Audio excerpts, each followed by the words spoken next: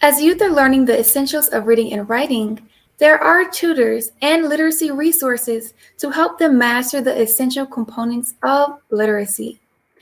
Joining us to discuss this is Saabi Muhammad, Literacy Education Specialist. Assalamu alaikum, Sister Sabira. How are you doing today? Walaikum salam. I'm well. Thank you for having me. First, thank you for joining us.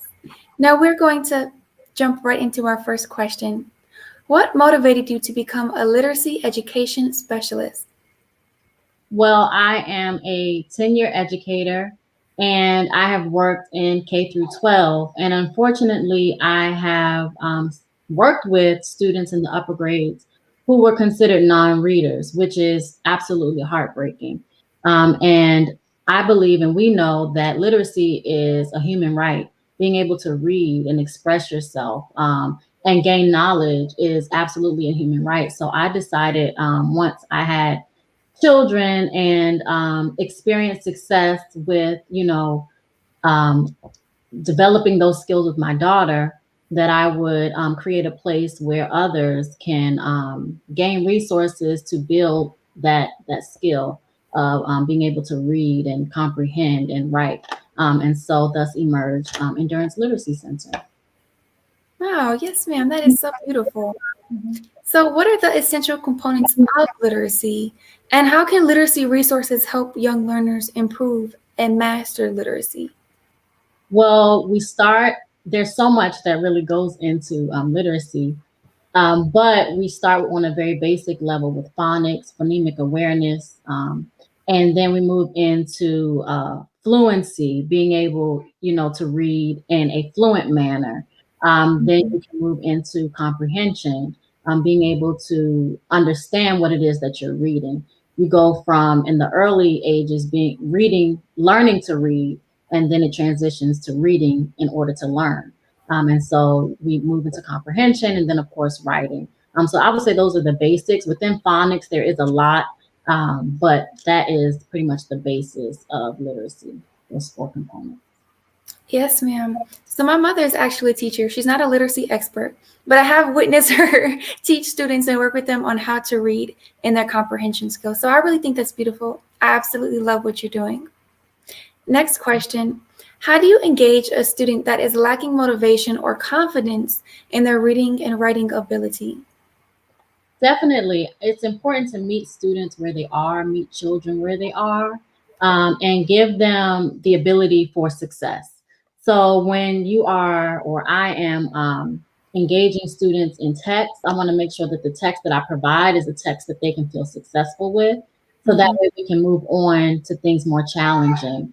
And also, it's important to explicitly teach children the things we want them to know. We can't assume that they know anything. We have to make it clear what it is, the skills that they're learning. So if I want a child to understand that when there is, and usually when there is an E at the end of a word, that E translates to make the vowel a long sound. I need to explicitly state that. And so those are some of the things that we do. I also make sure that I give them reading material that interests them. You have to start with making sure that they're interested in what they're reading, and then giving them reflections of themselves also, giving them texts and authors that are Black men and women, so that way they can feel some sort of agency in the things that they are learning. Yes, ma'am. Which brings us right along to our next question. How did the Brilliant Black Boys Book Club come about? And has the Brilliant Black Boys Book Club helped improve reading proficiency of Black male students who are statistically at the bottom of the reading proficiency? That's a great question. I had parents come to me. That's usually how it starts. Parents came to me over the summer and were, especially because of the abrupt end of last school year and moving to the virtual, they were concerned about, the amount of screen time that their children were engaging in, the decline, or I would say, decline in some of the skills that they had learned. And so parents came to me with those concerns and emerged the Brilliant Black Boys Book Club, where it was a chance for young boys to get together and just engage in reading. getting a chance to see each other, to have some a social time where it wasn't necessarily extremely academic, or there weren't anything tied to that time in terms of like grades or stress. It really was just a time to unwind and be with each other and engage in a text. And they have loved it. I have heard from parents that they really enjoyed that time. The boys constantly. I recently had a baby, so I had to pause it. But they are, reaching out to me often, like, when is it starting back up? We miss it. And it was boys from all over the country, which was a great way for them to meet each other as well. That's beautiful. Yes, ma'am. First off, congratulations. Thank you. And I love the idea of having a book club. Now, are majority of the young children that you work with, are they majority males? Is that why you started a boys book club? Do you also work with young girls as well? I do. I work with boys and girls. As you mentioned earlier, oftentimes our Black boys are forgotten about. They fall through the cracks. So I receive a lot more inquiries from parents of Black boys who want to make sure that their son is not getting left behind, or that they are set up for success in terms of being prepared for the next school year, or if they're struggling. Making sure that they are able to kind of close the gaps that we see. So I would say a lot of my tutoring is with young Black males, but as a teacher, I work with both. I work with boys and girls, and have also worked with adult learners as well. Oh, okay. Yes, ma'am. So I know that the selection of books matter. Some people are interested in different types of books. But what types of books would you encourage a young reader to start reading? I would encourage readers to start reading things that they're interested in, especially at a young age. You want to build that curiosity. You want to build the love for learning, mostly. And so I would encourage parents to really pay attention to the things that their children are interested in, and grab material that is centered in those things. If your child is interested in architecture, space, if your child is interested in Black people, history, really delving into those things. Animals. I have a student who is obsessed with animals. And so whenever I, can get material for him, I'm making sure that it's animal based, things that he would love to learn. And also pick up in their downtime. You don't want to feel like you're forcing a child to read, because that can have an adverse effect. So making sure that you're finding materials that they're interested in, I think, would be of the utmost importance. You can hear my son in the background. That's okay. That's okay. But all right, yes, ma'am. And so what about those? I heard you say that you also been working with some adults as well. How do you encourage them? Because I know they're a little farther along down the line, and younger children are more inclined to trying new things and wanting to learn. Yeah. But as an adult, how are you able to encourage them to improve their literacy skills or even their writing skills? Well, we know that 10 to 20% of America's population is functionally illiterate, meaning they can get by, but they don't necessarily have the skills to really maximize their learning potential in terms of what they're able to access based on their reading skills. So it can be a difficult challenge to really find adults who are willing to admit that they may not necessarily know how to read and write at the level that they should.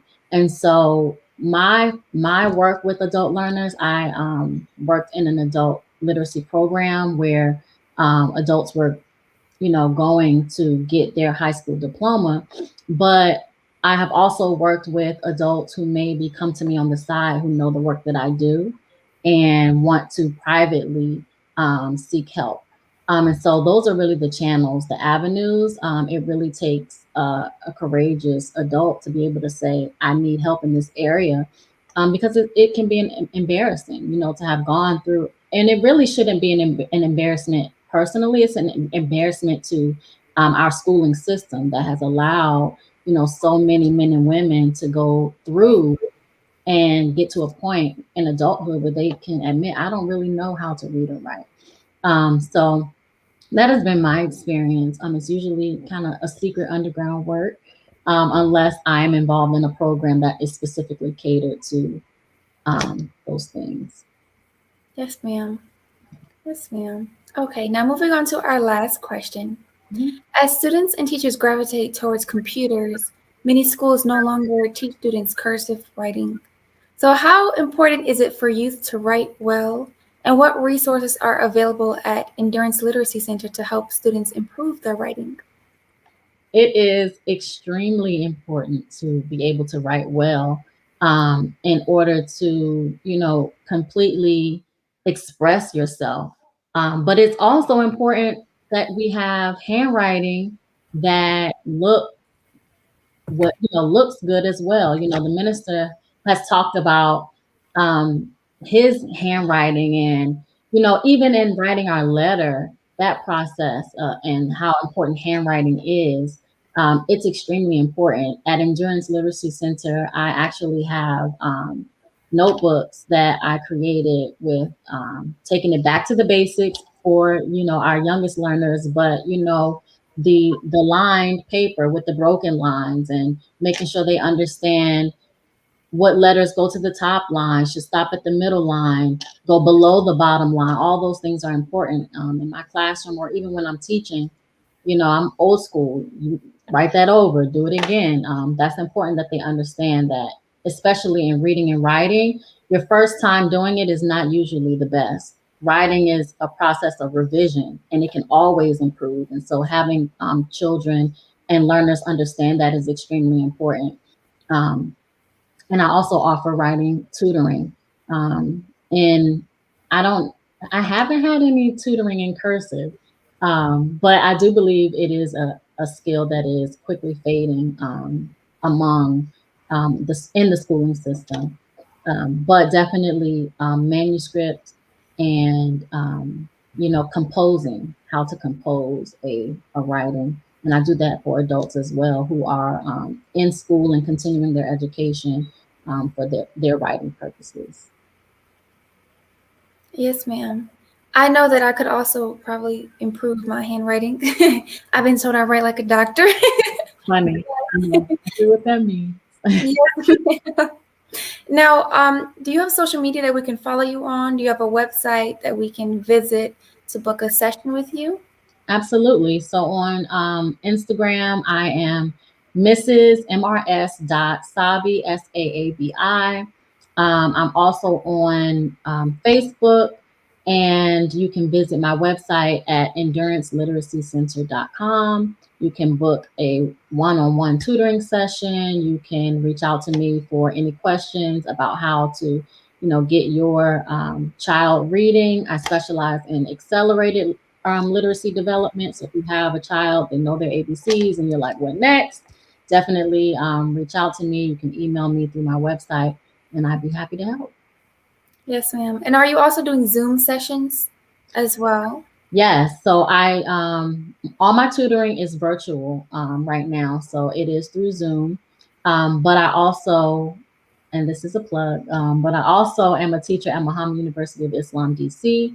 And we are currently open for enrollment for the 2021-22 school year. So if you're looking for education for your children as well, definitely look us up. Yes, ma'am. Well, on behalf of NMV News, I just want to thank you so much for coming on the show today. Thank you for having me. I really appreciate it. Yes, ma'am. Now let us pause for announcements from our sponsors. When we return, NMV Weekly contributor Charles Muhammad will be on for the How to Eat to Live segment to talk about how to live a long life. We'll be right back. Be a part of the force that powers truth in journalism. Go to nnvnews.com/donate.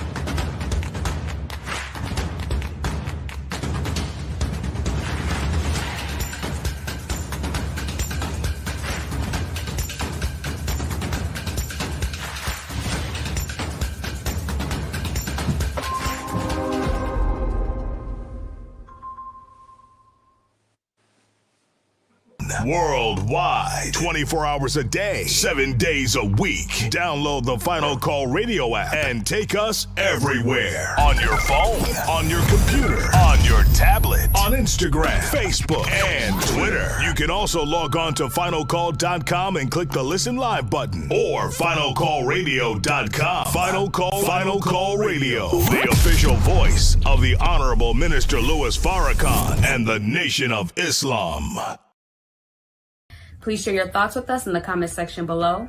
Follow us on social media at NNV News, and please subscribe to our YouTube channel at National Network View. I am Nyah Muhammad with NNVnews.com.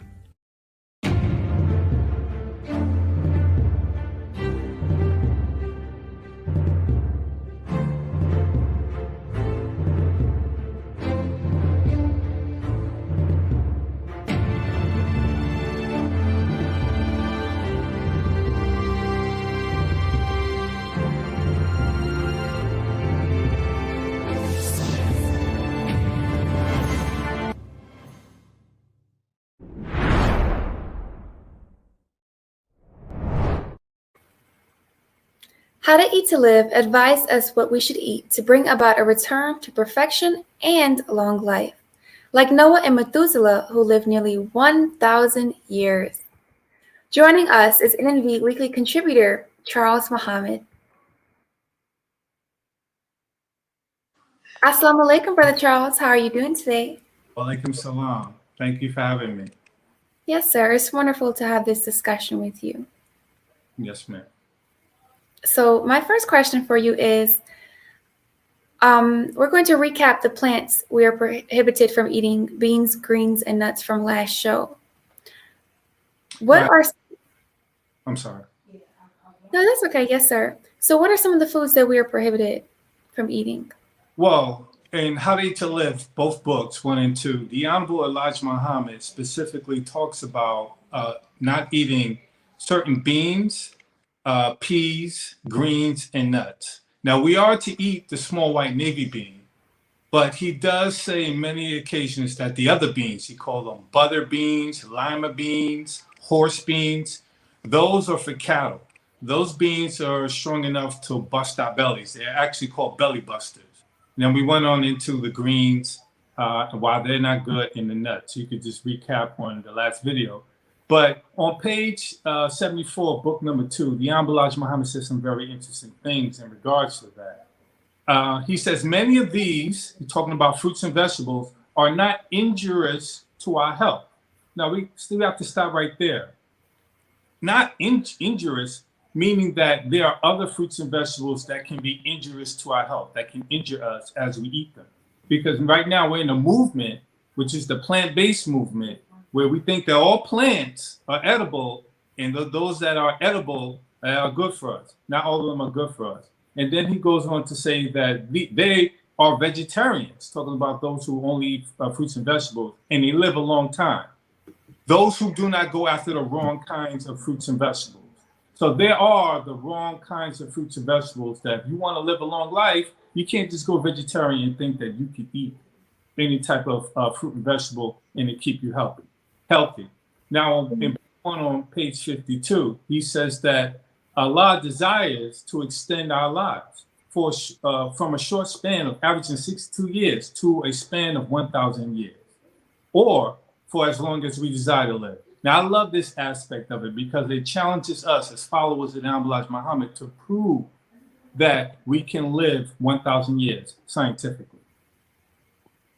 Yes, sir. So where is the science that backs up what Mr. Muhammad taught? Well, we could go, I don't know if Barnes and Nobles are around anymore, but they have lots of books on the subject of living long. Now, there's a book, Lifespan, Why We Age and Why We Don't Have to. These books go into the root of aging and getting older, or the body suffering from diseases and sicknesses. And it's on a cellular level. And you can see the multitude of cells that are in the body that need certain vitamins and nutrients and other, even sunlight, proper water. And that comes from our food. So if you eat the right foods, you will continue to give the body what it needs to rebuild itself. Because now they are not hiding the science anymore. They're helping the Elijah Muhammad, proving that the body can rebuild itself and rebuild itself to be just like it is when you were a young 16-year-old. They asked the question, does the human body really replace itself every 7 years? Well, it's in between the 7 and 8. 8 is also a number that's symbolic at infinity. So when you want to learn how to rebuild yourself when you eat your food, you have to learn what happens in the body for cells to replace dying old or cells that are acting improperly and become cancerous. And that process is called mitosis. Where cells are one cell and they divide into two cells. The old cell tells the new cell what the program is, what we're supposed to be doing. That old cell then dies off and then goes out and is casted out when the new cell takes its place. That's sort of like what we do in our education system. We bring in new children at the first grade level and we educate them, and then we move them up to the second grade, and then the first graders come in. That's how the body continues to keep itself brand new. But there is a breakdown in that process. Yes, sir. Thank you so much for sharing that. I believe it's very important to understand what happens inside of our bodies so that we understand why it's important to eat the right food to live a long life. So my next question is, how does Mr. Muhammad explain this 1,000 years of living concept? Well, he goes in and out of it in his books on how to eat to live. And he has a very unique way of teaching us. He gives us many books. There's a book called Our Savior Has Arrived, and then that monumental book called The Message to the Black Man in America, where he talks about the black man's germ and the brown germ. That is his terminology. That's the terminology he was using in the 1930s and 40s up until he departed in the 1970s. But that germ, the word germ, can be replaced with the word cell. The cell of the black man, the cell of the brown man. That's how people talked back then, in the cell of the white man. So you're really talking about germ warfare or cellular warfare. So we have to protect 37 trillion or more cells in our body. They're constantly dying off and new cells are coming in. So we have to be aware of this. So that makes us more cognizant of what we want to eat. So the problem is with our cells is that they degenerate, right? We don't want that type of degeneration. Degeneration deals with when the cells become injured, and the cells become injured for when we eat improperly and they're not getting their proper sustenance, so they begin to break down. And when your skin cells begin to break down and can't hold on to one another with what they call collagen, they begin to sag and you see wrinkles. So that's why the Elijah Muhammad used the terminology of the germ and rejuvenating the body by eliminating certain foods out of your body, out of your diet, because he says bad food causes you to look old. Yes, sir. Now, are there any other causes of aging? Well, yes. Even in this plant-based so-called movement, they are putting in a lot of elements of the plants that really shouldn't be in the human diet. So, like these plant oils. Now, they take cotton seeds. You know how they pick cotton and there's seeds left over? They press those seeds and make cotton oil. Those seeds in that process of making that oil causes inflammation. Now, anyone who studied our beloved brother, Dr. Saabi's science and his philosophy, he talks about mucus and inflammation. And when you have a lot of inflammation, you have a lot of mucus. And that mucus, the Elijah Muhammad had a term for it called poison. So all foods have a certain amount of poison in it. I don't care how healthy you think that food is. There's certain components of it that do not belong in the human body, and the human body wants to cast it out, and it has to cause a certain level of inflammation, mucus, to control it, to cast it out. The other thing is that on the cellular level, when the cells want to divide and recreate themselves, they have these little components in their chromosomes called telomeres. Now, this is the new discovery in the science community, that on these chromosomes, the telomeres are at the tips of the chromosome, and every time a cell divides and creates a new cell, the telomeres on the new cell get shorter and shorter. And when you get to a certain point of constantly dividing cells and creating new cells, those telomeres get too short to where they can't recreate themselves properly anymore. So the new cells begin to deteriorate and degenerate, and then you get the malfunction, and then cancers can become more possible, and other systems begin to break down. People get disease quickly. Yes, sir. So I heard you mention something along the lines of every food has a certain amount of poison in it. Was that correct? Yes, ma'am. So how can you rid yourself of this poison? Well, the Elijah Muhammad teaches us that fasting is the best way. And doctors know that is better than all of the medications that they can give us. I'm paraphrasing, of course, but he said that fasting is the best way for us to remove these poisons that build up in the body and cause ailments like high blood pressure, diabetes, hypertension, arthritis, those diseases of that nature. Yes, sir. Thank you. So what are the scientists saying about living longer? Well, even in the pop culture, I remember watching a movie called Deep Blue Sea with the rapper LL Cool J, and I found that this movie was very interesting because it was a black man survived to the end of the movie. But this I don't think is characterized as science fiction. It's characterized as an action movie. And in that movie, the base plot of the movie is that these people were doing experiments on sharks because sharks have what are called unique set of stem cells. And these stem cells are cells that are really for rejuvenation. It's almost like you're a toddler or a young shark your whole life. And sharks have abundance of them. So they were trying to study how to take that process from the sharks and get them into humans. And so the stem cell has many applications. Humans still produce stem cells, but as you age, it gets lower and lower.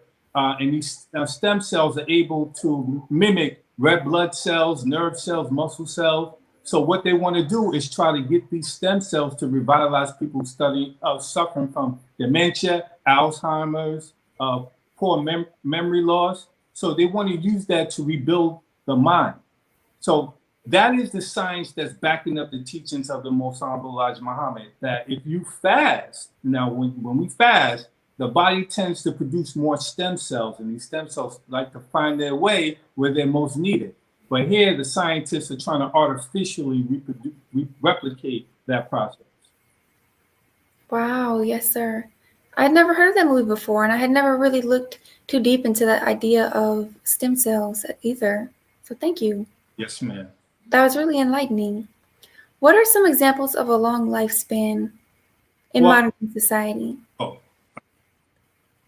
Well, yes, ma'am. Long lifespans is relative, but let's take a look at three creatures, for instance. They're sharks, like we discussed before, have a high stem cell content. Now, sharks, they're not vegetarians. They're vicious carnivores, right? Then you have the jellyfish. Now, jellyfish is a predator.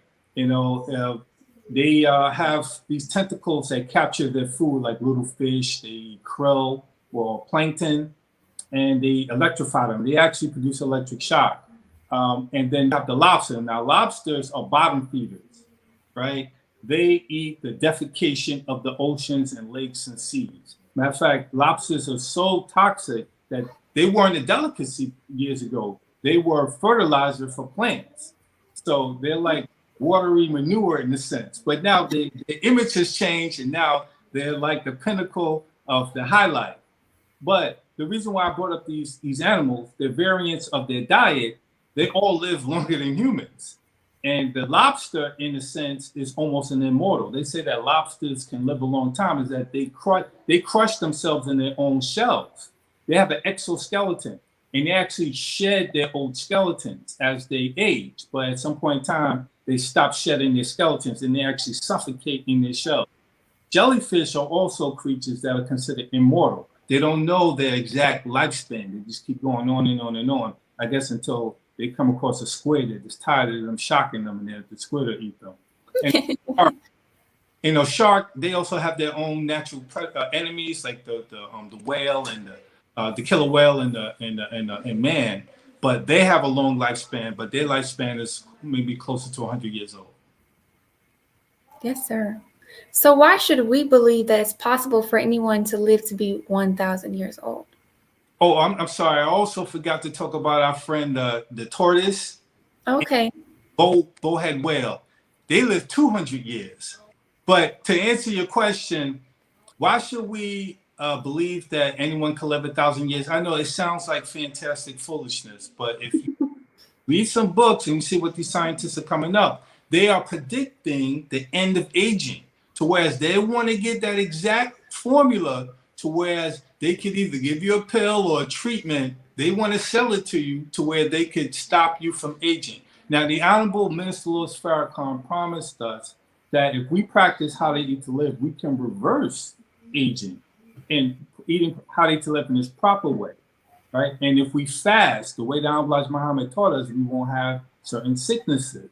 So it's Mr. Muhammad's way or these scientists' way that want to sell you their solution, sort of like an elixir. But the key here, and I guess we're coming to the crescendo, is our sister Henrietta Lacks. Now, Oprah Winfrey did a movie sort of this sister who lived in the, she passed away, I believe, in 1951 from cervical cancer. While she was receiving treatment, unbeknownst to her, doctors took samples of her cells. They're called HeLa cells. Now they stole them. You know, I'm not being libelous here or slandering. They stole her cells without her knowing about it and began to experiment on them. And they call her cells immortal cells because her cells duplicate themselves to perfection. To this day, they have come up with almost thousands of medications based on her HeLa cells. Now, the key here is that her cells reproduce themselves without deterioration, without degeneration or variation. So imagine that happening in our human bodies, all of our cells duplicate themselves to where we're 100 years old and we still look as good as we do now. That's what the Honorable Muhammad promised, and our Savior has arrived, that Allah will have us looking as if we were 16 years old. We may have a few wrinkles, some gray hairs and a missing tooth here and there, but Sister Henrietta Lacks, her cells prove that there is an immortality factor to the human being. And 1,000 years may seem far off. Some of us may not want to live to be 1,000, but 200 is well within the possibility. We got animals that live to be 200. But I would like to give Mr. Muhammad what he promised us, which is 140 years if we eat one meal a day, the proper foods, and fast regularly on a monthly basis. That is the proof that you can live to be 1,000 years and look good too. Yes, sir. I just absolutely love how science can be used to prove the teachings of the most honorable Elijah Muhammad. Praise be to Allah. Now, thank you so much, Brother Charles, for joining us today. It was truly a pleasure. Pleasure's all mine, sister. Assalamu alaikum. Wa alaikum salam. And thank you all for joining us today and tuning into National Network View News. Please share your thoughts with us in the comment section below. Follow us on social media at NNV News. And please subscribe to our YouTube channel, NNV News. This is Nyah Tsai with National Network View News. Be a part of the force that powers truth in journalism. Your support helps to combat false media. Cash App NNV News. Asiatic Minds, online education, helping our children to discover their God-given skills, gifts, talents, and passion that will allow them to see their greatness as well as the greatness of our people. And upon discovering that greatness, infusing them with the desire to use it for the betterment of themselves, their families, our people, and the world. Classes begin September 1st.